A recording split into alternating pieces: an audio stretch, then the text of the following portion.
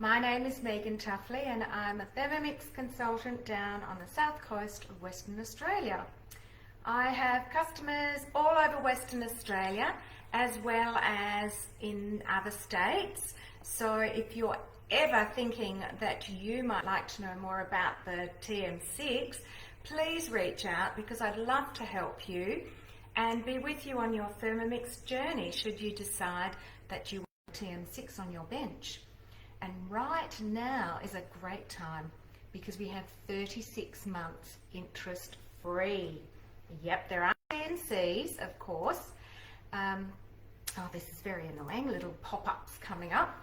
There are T's and C's. If you want to know more about that, please send me a message on my Facebook page and I'll send you a link and you can learn a little bit more about that. But today, what we're doing is we're making flour tortillas, and they're a little bit different. I've been making tortillas for quite a while, and recently I thought, well, I might just try some different ones because there are a lot of versions out there. So I've tried some with butter, I've tried them with plain flour, I've tried them with cold water, I've tried them with yeast, I've tried them with baking powder. And I've come back to my original recipe because it's the best. And I'm going to show you how easy it is to do the dough in the Thermomix. Now it is a little bit different. It uses boiling water. Now the reason being, and I did actually look it up because I've used to make still make a hot water pastry, which is the base for pies because it's very sturdy and it's very resilient. And apparently the hot water method is similar to the, I'm just reading this, similar to the Japanese bread making method. So you may have heard of tangzong. Well, it's a cousin to tangzong called yudane. And in that, the hot water actually pre-gelatinizes the starches in the flour, so it's nothing to do with the gluten, it's the starch in the flour so that it can absorb more liquid. And that means that you're going to have a softer, smoother dough that's going to be easier to work with, and we all want that. So let me just have a sip of my cup of tea. I'll just pop the kettle on again because I had it on for my cup of tea, but I really do want it boiling. But before I do that, I think I'll add the flour and what have you in first. So really great that the Thermomix, especially the TM6, weighs ingredients, because when you're making pastry, bread dough, anything like that, it's important to have accuracy. The TM6 goes up in 1 gram increments, different to the 5 and the 31, far more accurate because it does sugar work. But this is what makes it brilliant for bread making and pastries and doughs, because you need to have that correct flour to water ratio, and also the oils or butters or anything that you're using in the dough. It's very important that it's correct. So what we're going to do is we're going across to the modes. Now we've got 3 screens here. We've got one side is cookie dough, then we've got our time, temperature, speed, and then we've got all these modes. And in July, we're going to be doing demos with the modes. We're actually going to be making brunch. So if you'd like a demo in July to learning how to make poached eggs in your Thermomix and possibly getting yourself a half-price blade cover, then reach out. And I will either do a virtual or an in-house, depending how far away you are. So we're going across and we're going to our scales. And my recipe is 340 grams of bread flour, not plain flour. My bread flour has a protein of 11. It's Miller's flour from Byford, just out of Perth. So local, made with local wheat, which is very important to me because we're ex-wheat farmers. Sometimes you'll get -1 on your scales, don't worry. Okay, so here we go.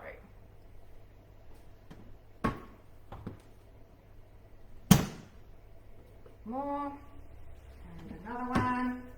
I buy my flour from a local store here in Albany.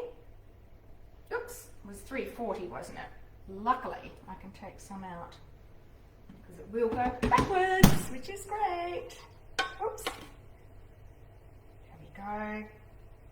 $3.40. Come on. Oh, that'll do. It's only 1 gram. It's fine. And I buy it in bulk, so I buy 5 kilos at a time because I make a lot of bread and a lot of dough and a lot of pastry. And if you watched last week, you would have seen my beautiful, beautiful cob loaf. Okay, now I'll just show you again because I'm so proud of my cob loaf. There it is. Isn't it gorgeous? And it is so, so soft. Look, squeezy soft. When it comes out of the oven, of course, it's crusty and beautiful and very hard to resist, but it does keep for a few days really, really well, and it toasts beautifully, very even. So go back. I've also got a video. You can go back up my Facebook page and see the live, or I've got a video on my YouTube channel which shows the whole technique. Anyway, back to our doughs, our tortillas. So I'll pop the kettle on. And I'm going to add a teaspoon of salt.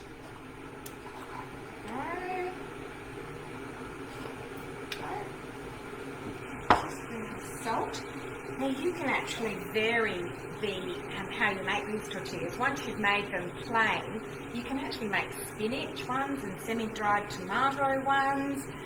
With the spinach ones, you just add your spinach to the flour and blend it. Speed 7, I guess, about 6 or 7 seconds. I'll pop all that in my recipe later on when I do my YouTube video. So don't worry about that right now. And the semi-dried tomatoes, a couple of tablespoons of semi-dried tomatoes, same thing with the flour. Just blend it all together before you add the hot water. My kettle's boiled.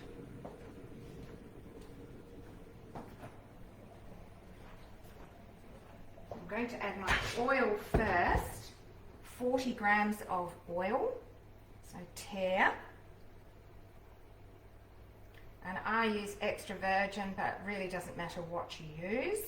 Whatever you have in the cupboard. 40, brilliant. Now my water. Whoops, what did I go out of there for? I meant to just tare. 170 boiling water. Sounds really weird, but it works. If you're worried about pouring a liquid into your ingredients, just put another container on top and pour into that. Make sure that it's heat proof, of course. There we go. Oh, 3 more grams, 1 more, and it'll go over.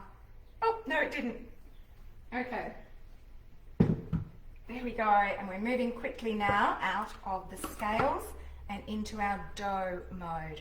And we're going to choose our time for 2 minutes. It's going to knead the dough for 2 minutes. It keeps popping up with things, and I need to try and get... Okay, well, we're back to recording because Facebook would not let me either do my live video, end my live video, or anything. So I have no idea what's going on. So I'll just do a video and I'll post it on the page. So I'm sorry if you did join at 4 o'clock and you didn't get to see it. All right, so we've done our dough in the TM6, kneaded it for 2 minutes. Now it is warm, so because we use boiling water, remember. And it's gorgeous. It is such a resilient dough. I'm going to move that down. And that's because we've used the boiling water. We've made a dough that is pliable, a bit like Play-Doh, I guess. Of course, course not as much salt or anything like that, so that's okay. All right, it's just lovely. Now, this dough, you can work it straight away, or you can pop it in the fridge. It will go in the fridge overnight even. I did that yesterday and made some tortillas this morning. What I generally do after I've made my dough is I weigh it, because I want each tortilla to be about 90 odd grams. So I put a container on here, go across now to my scales, and I pop the dough on top, and it is 557, and it's generally around that 545, 557 mark. So I need to divide by 9. Now, I'm not very good at maths, so I usually use my where are we? My calculator. And calculator, where are you? Calculator. So what is it? What was it? 559 or something like that. Divided by 9 equals 62. Okay, so 6. So I'll pretty much get 6 tortillas out of this amount. Of course, you can always double it if you want to. So what I'm going to do is cut it with my handy dandy bowl scraper, and I've got the mat here, which makes so much easier with these markings. It helps me a great deal. So let's put it out again and cutting it into 3, and let's weigh our dough, each one. And you don't have to do this, you don't have to be this fussy, but I like to. That's probably a little bit much. I like them to be around about the same size. I'm actually making enchiladas tonight, so I need them to be pretty much the same size. Chicken enchiladas, in fact. So I'll be making that lovely cookie dough recipe. That'll be fine. Right, and once I've got these done, I will pop them in little balls onto a plate while I roll out the others. And there is a little bit of trick to rolling out to try and get them to be as round as possible. Oh, a bit more. So that's pretty good. Right, so I'll pop them on my plate. Over here, roll them into a ball, pop them on the plate and cover them. They're still quite warm, so we need to cover them in plastic so they don't dry out. Alright, so there we go. Just use the same plastic over and over again. Just pop it back in the drawer and use it again. Do not waste it. It's not actually dirty. So I'll pop that to one side. And now I want to show you how I roll my dough. Now I am going to make them around 24 centimeters. My enchilada pan is around 20. So when they are cooked, they will shrink a little bit. So here they are. Here's the ones I've already made. Beautiful, soft, absolutely gorgeous. If I was to use these for wraps, I'd probably toast them. But great for using for tortillas when you're cooking something. Now I sort of make a little round shape to start with, and I take it out to the 12 centimeter mark. Okay, then I get my rolling pin and I roll around like that to try and make sure I'm getting that round shape. Okay. And this is going out to 24 centimeters, right? Out to the black. Yep. You want them nice and thin. That's the way they stay pliable. Keep going around and around. It's getting bigger and bigger each time.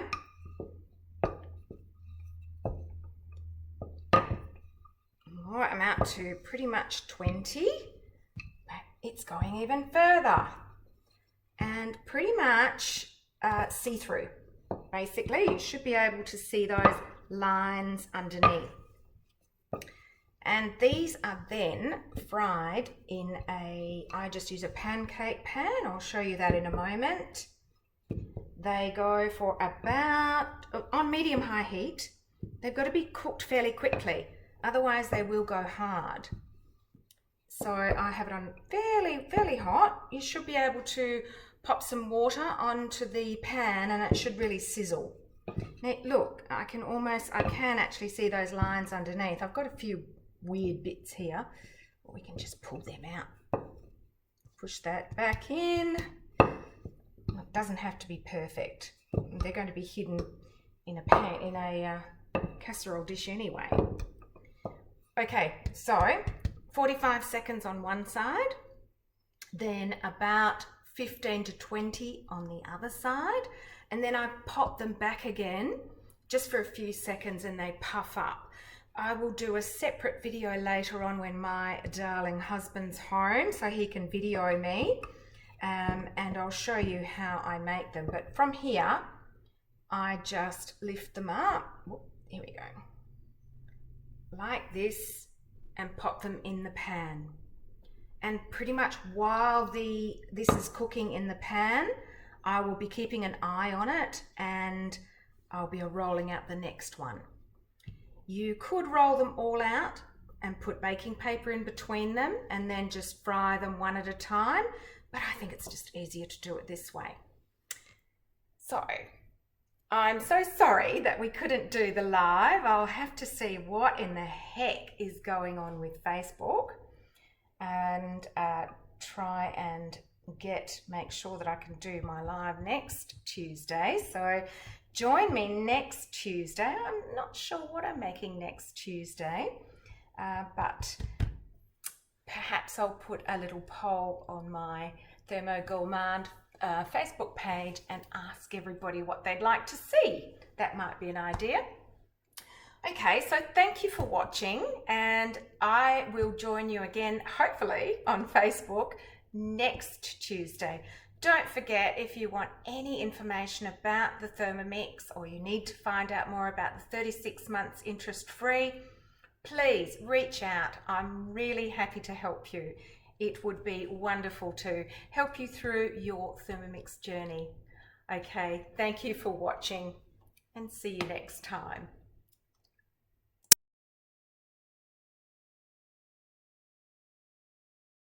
Okay, now we're going to fry our beautiful tortillas, and very simple. Just pop it into the pan, medium-high heat, and can stretch it out a little bit if you want. This one just came straight out of the fridge because we had to do take two because my cameraman isn't very tech savvy.